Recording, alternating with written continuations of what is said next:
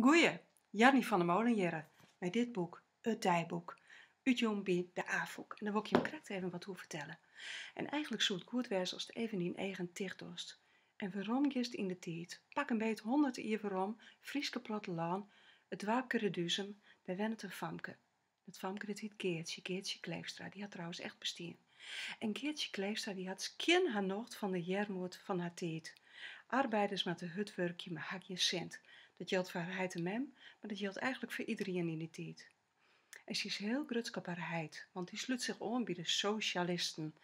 En Geertje denkt dat toch ik in mij strijden voor betere rechten en een beter leven van de arbeider.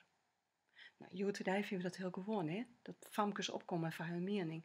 Maar dat weer doe echt heel bijzonder. En ze gaan uiteindelijk het hele land terug om te vertellen over de situatie van de arbeiders en om te vechten voor betere omstandigheden van die arbeiders.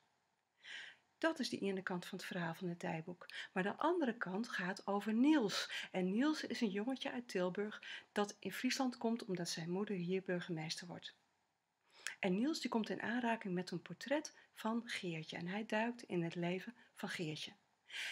En zo zien we dat een Fries verhaal over Geertje en een Nederlands verhaal over Niels bielkwa komen in één verhaal. Deels Fries, deels Nederlands, deels over toen, deels over nou, maar ook deels over een famke en deels over een jongen. Nou, dat is het verhaal van het Dijboek. En ik wens je een soort willen bij het lezen van het Dijboek. Doeg!